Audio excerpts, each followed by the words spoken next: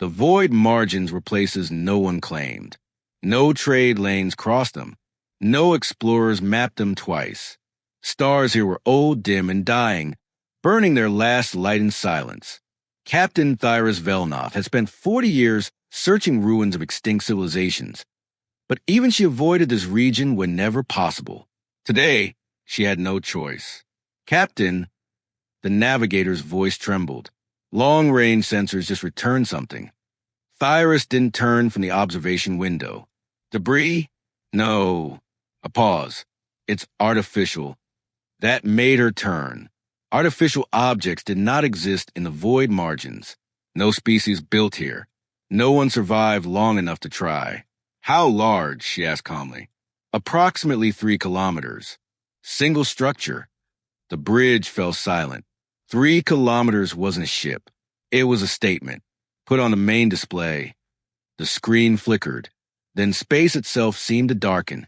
A massive shape drifted between the dying stars. Its hull was pitch black, not painted but absorbing light, as if the universe refused to reflect off it. Weapon arrays covered every surface, layered, redundant, excessive, guns pointing in every direction. Missile bays like exposed ribs, armor scarred by ancient battles. This thing had not been built to explore. It had been built to end wars. What species designed this? The security officer asked quietly. Thyras swallowed. Run a full database match. The AI processed for several seconds. No matches found. Unease crept through the bridge. That's impossible, someone whispered. No, Thyras said slowly. It means we're looking at something older than our records. The ship drifted closer. Scans returned more disturbing data. No power signatures. No life signs. Hull degradation consistent with 8 centuries. 800 years. Captain, the junior researcher said, voice low. There are markings on the hull. The image zoomed in. Symbols etched deep into the metal. Still sharp despite centuries of radiation. The translator hesitated. Then locked. Language classified. The AI reported. Highest security tier. Thyras frowned. Override. My authorization. The screen flickered. One word appeared. Human. The bridge went cold. That's not possible, the navigator whispered. Humans are myths. The Corvani officer clenched his fists. They were real. My ancestors fought in the aftermath of their war. Thyras knew the stories. Everyone did. 800 years ago, humanity had risen fast. Too fast. They spread across hundreds of systems, then collided with the Sketh, a hive species that consumed entire civilizations. While the galaxy watched, humanity fought alone for 2 centuries. Then the war ended in light brighter than 1 billion suns. Both species vanished. Humanity became a warning, a ghost story. And now, Captain, the researcher said, the ship has a name. The letters were burned deeper near the main airlock. U.N.S. Prometheus. A human myth, the AI translated. One who stole fire from the gods. Thyras exhaled slowly. A fitting name, the Corvani muttered. Drax stepped closer. We should report this and leave. Military only. They destroy it, Thyras replied, or lock it away forever. She stared at the screen. This is history. 8 centuries lost. We don't destroy history because it scares us. Silence. Then the navigator nodded. She's right. One by one, the crew agreed. Prepare a boarding team. Thyras ordered. Observation only. No interference.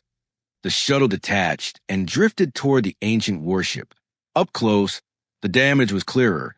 Deep gouges, entire sections torn away. The Prometheus had not died quietly. As they approached the airlock, something impossible happened. It's opening, the researcher said. But there's no power, Drax snapped.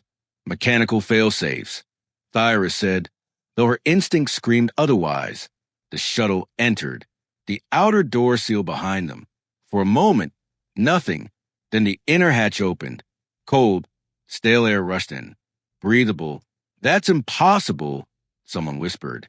The ship had maintained atmosphere for 800 years. They stepped inside.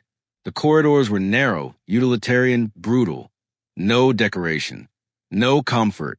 Red emergency lights glowed faintly, casting shadows that seemed to move when no one was watching.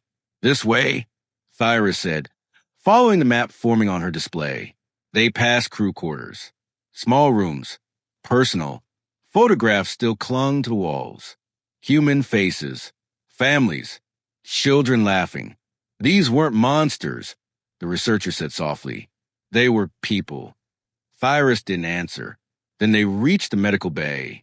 Rows of broken stasis pods lined the walls. Dust, bones, remains, until one pod is active, the AI whispered. The glass was frosted, but inside, a human woman, alive, heart rate 1 beat per minute, brain activity present.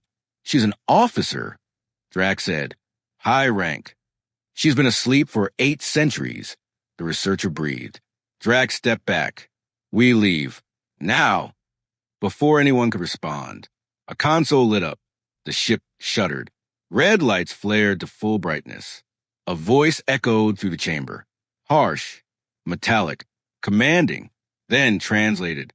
Foreign biological signatures detected. Threat assessment initiated. Emergency revival protocol engaged.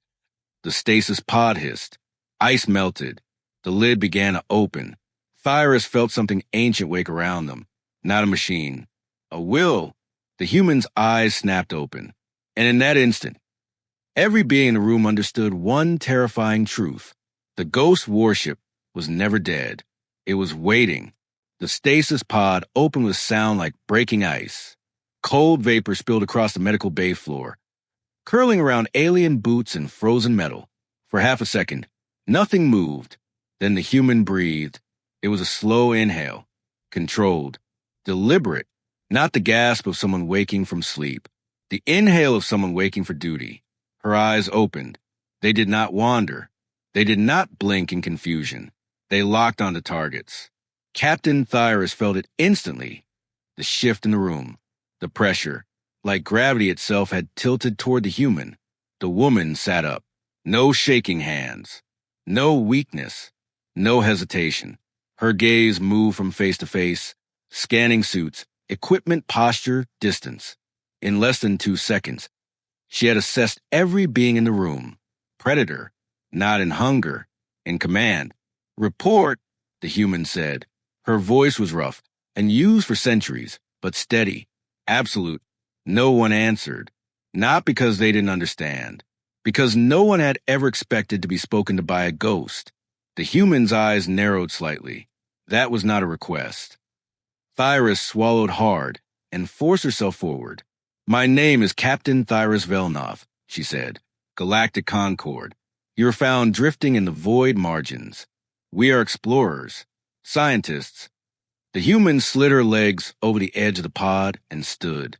She should not have been able to. 800 years in stasis. Muscle atrophy. Neurological lag. None of it applied. She stood like she had woken from a short nap. Her eyes flicked to a wall panel, one that looked identical to every other panel. She pressed her palm against it. The wall opened. Inside was a folded uniform and a small device. She placed the device against her ear. The translators in the alien suits chirped, then recalibrated. "Your translation software is inefficient," the human said calmly. This will suffice. She dressed with practiced efficiency, pulling on the uniform, fastening insignia marked with symbols none of them recognized, but all of them felt. Authority didn't need translation. "I am Admiral Lyra Chun," she said, "commander of the United Nations Warship Prometheus." Silence. Drax felt his heart's hammer in his chest. "United Nations," he whispered. "That's humanity." Chin turned to the nearest console. The screen remained dark. She tapped twice. Nothing. Her jaw tightened just slightly. "How long?" she asked. 817 years, Thyra replied carefully. Chun froze. Not visibly. Internally. The pause lasted exactly 1 second. Then she nodded. "The war," Chin said.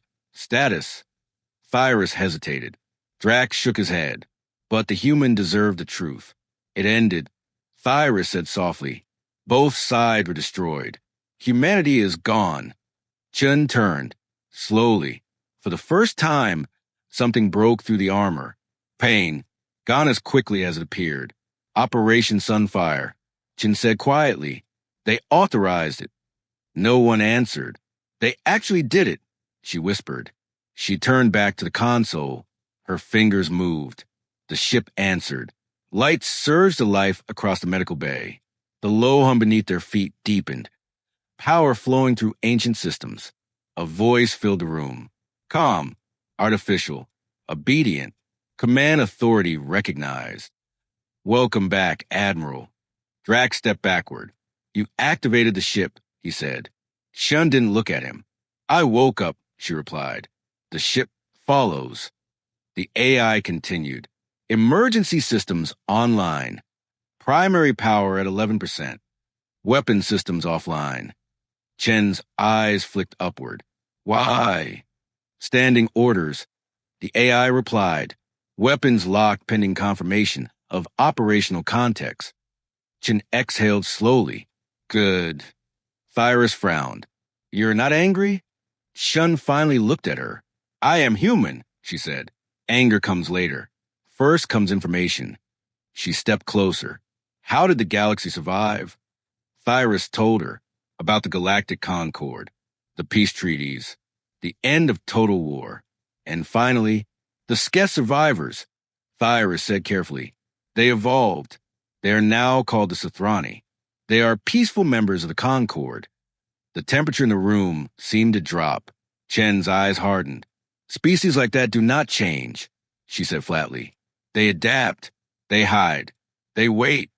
She turned back to the console. AI, she said. Status. Designation, Ares. The voice replied. Primary directive, human survival. Chen's hand paused. Secondary directive? Ensure enemy extinction.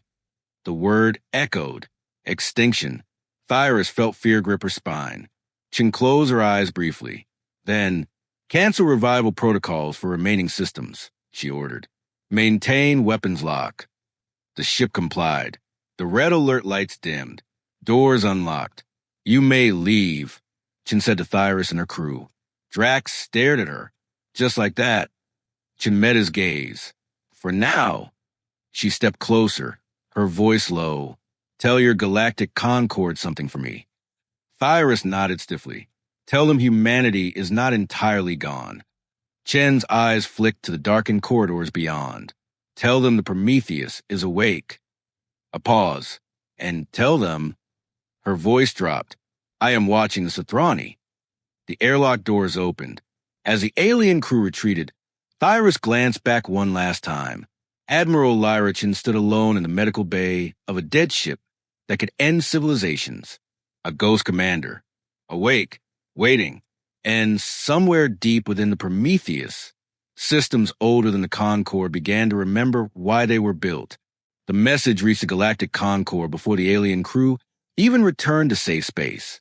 It was short, clean, delivered through official channels with Thyris Velnata's highest clearance. Subject * void margin discovery. Classification * extinction level. Summary * human warship confirmed. Designation U.N.S. Prometheus. Status active. Commanding officer human alive. For 3 seconds after the report finished transmitting, the Concord network went silent. Then, panic. Council chambers across dozens of worlds erupted into chaos. Emergency protocols activated. Military councils convened. Old war records were pulled from archives no one had access in centuries. Humanity, a word that had not been spoken aloud in strategy rooms for 800 years. A species remembered not for diplomacy, but for what they were willing to do when cornered. The High Council assembled within hours. 12 representatives. 12 species. Fear united them faster than any treaty ever had. A living human is impossible, one counselor said. Their biology should not allow survival after 8 centuries. And yet she survived, another replied. and she commands a weapon we banned a memory of. Screens lit up around the chamber. Archive footage. Human fleets burning through Sketh armadas. Entire systems sterilized in minutes. Final records of Operation Sunfire. The moment humanity chose extinction over defeat. They built ships designed to operate without mercy, the Corvani representative said. Without rest, without negotiation. And now one of those ships is awake, another whispered. Worse, a third added. It's being commanded. Silence. Then the question no one wanted to ask. What are her intentions? No one answered. On Sothrani Prime, the announcement spread in seconds. A human, alive, commanding a warship named Prometheus. Panic rippled through their population. Not fear of invasion, but something deeper. Guilt, memory. The elders remember the stories passed down through generations. Stories of a species that fought alone against monsters and burned the galaxy to end the nightmare. The last human has awakened, the Sothrani speaker said quietly. What will she do? No one knew, but every Sothrani understood one truth.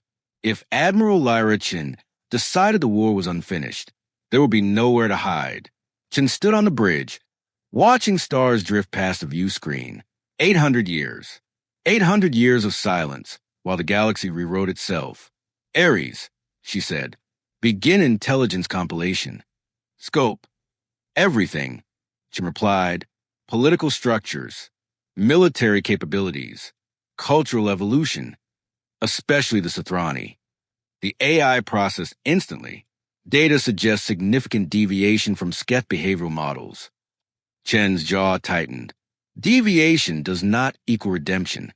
She moved to the central chair. The command C humanity had built for war. It recognized her, adjusted automatically. The Prometheus felt alive. Ares, she continued, if I authorize full restoration, how long until operational? A pause. Partial combat readiness. 72 hours. Full autonomous warfare capability. 20 days. Chin nodded slowly. And probability of exterminating the Sothrani civilization? Another pause. Longer this time. Extinction level outcome probability. 73% over 20 years. The number hung in the air. 73%. Humanity's final weapon had not been built to win battles. It had been built to finish wars. Chin leaned back. The galaxy believed peace existed because humanity had vanished. They were wrong. Peace existed because humanity had paid for it in blood.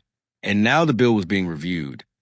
Hashtag green circle first contact warning. A priority signal cut through the bridge. Admiral, Ares said, Galactic Concord vessels approaching. Diplomatic configuration. Chin smiled faintly. They're afraid, she said. They should be. She straightened. Open a channel. The image of the Concord ambassador filled the screen.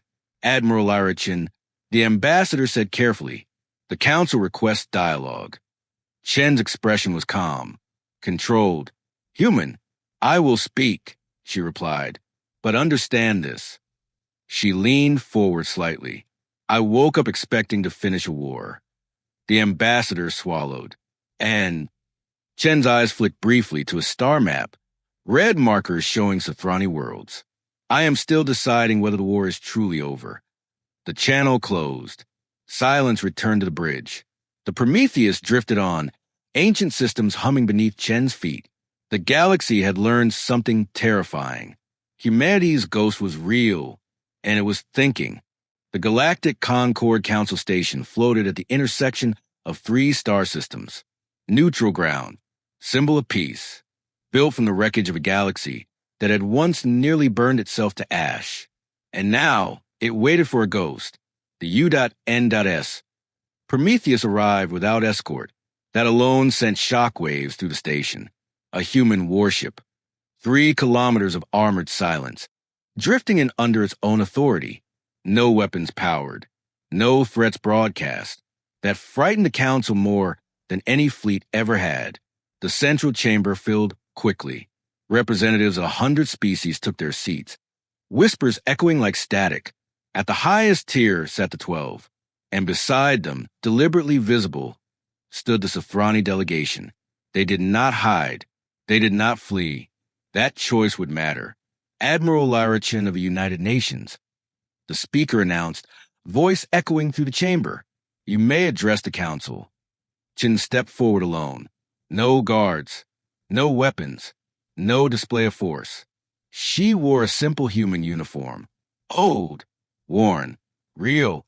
She looked around the chamber, at species that had lived entire histories while humanity slept in death. You are afraid, Chin said calmly. The chamber froze. Not an accusation. A statement of fact. You dug up 8 centuries of records the moment my ship woke up, she continued. You replayed our wars, our mistakes, our final choice. Her eyes hardened.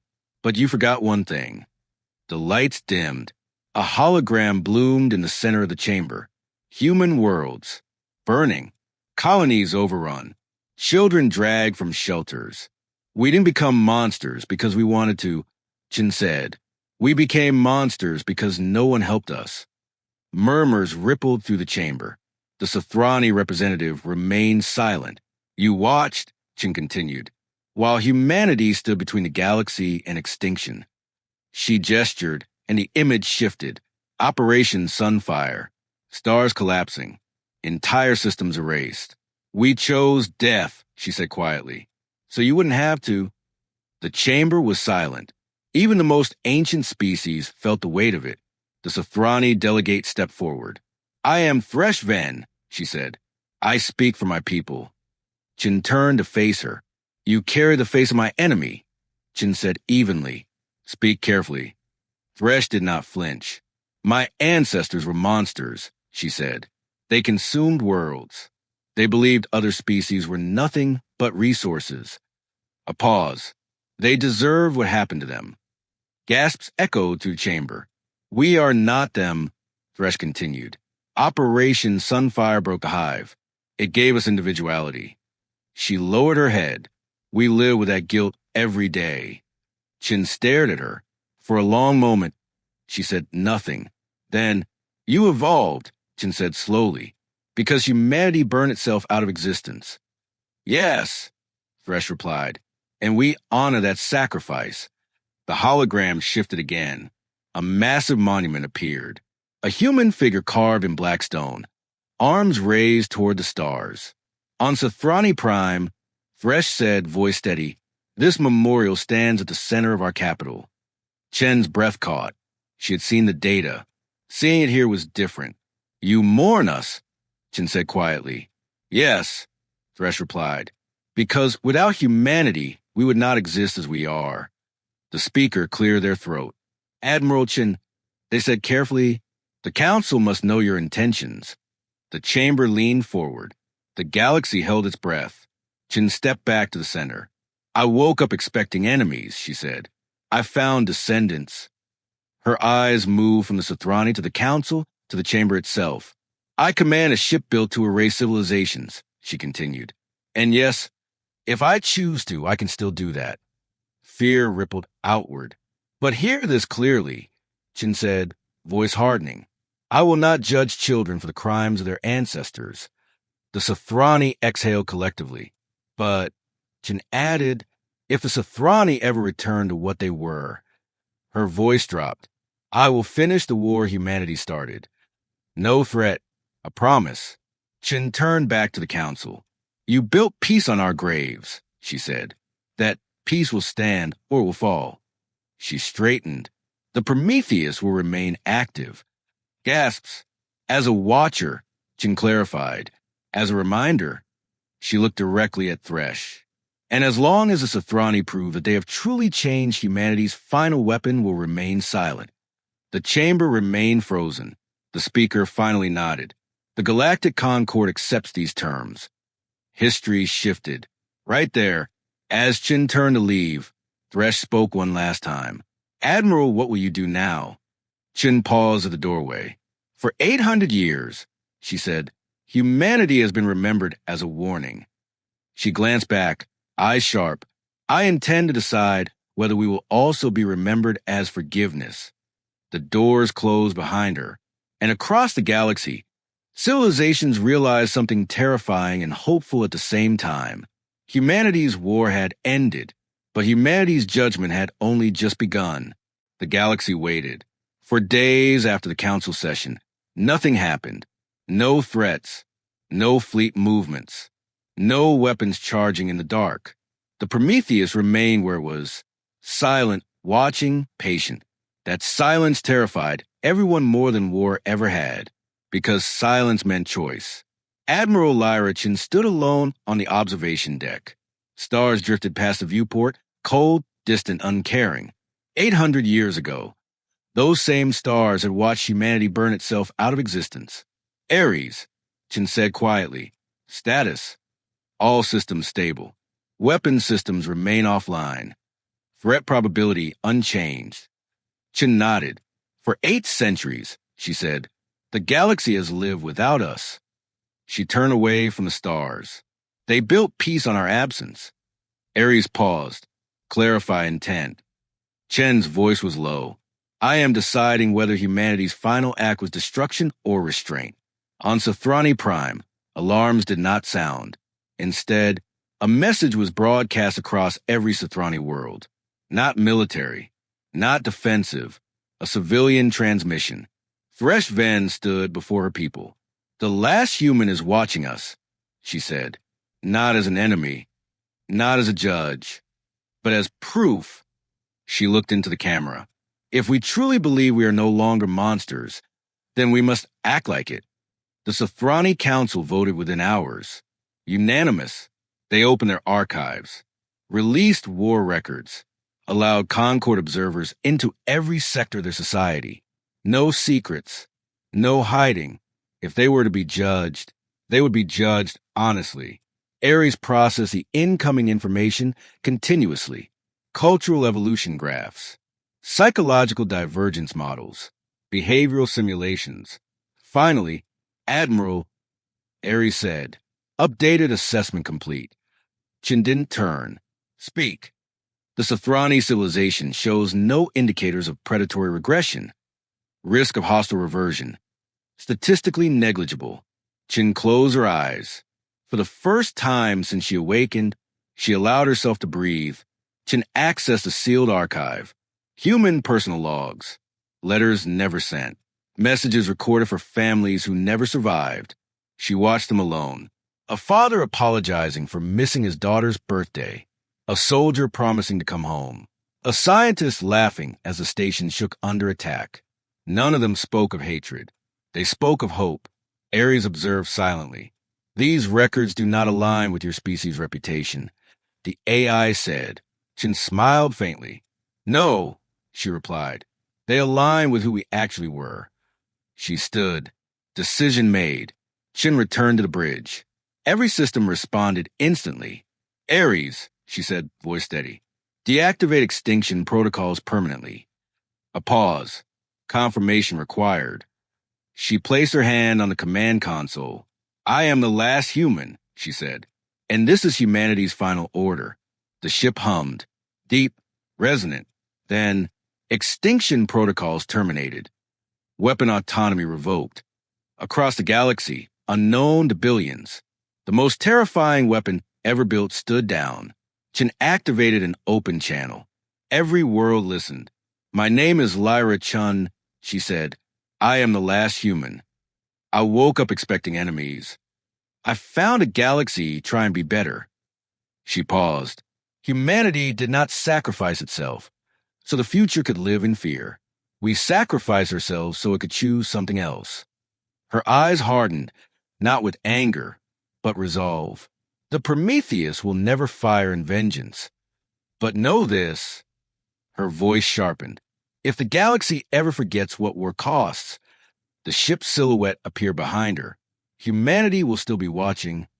The transmission ended. On Sothrani Prime, millions stood in silence. Some wept, some knelt, not in fear, in respect.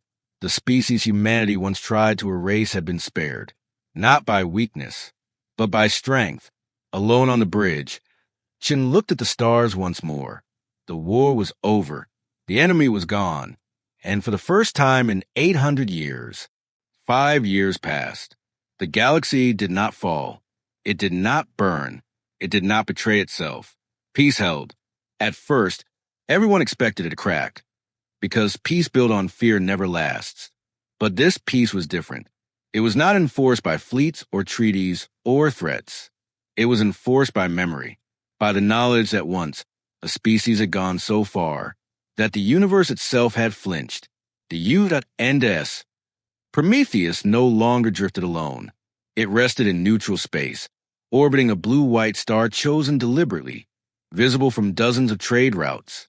No weapons powered, no armor repaired, no systems hidden. The most terrifying warship ever built was now open, a museum.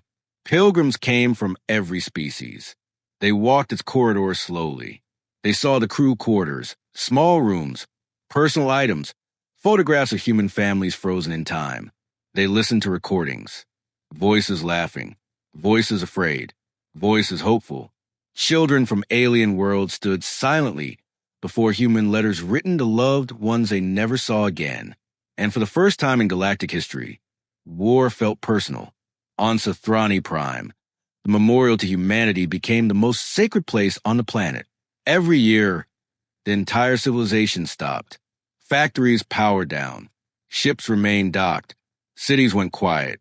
They remembered, not the Sketh they once were, but the humans they would never meet, the species that chose extinction over surrender and mercy over revenge.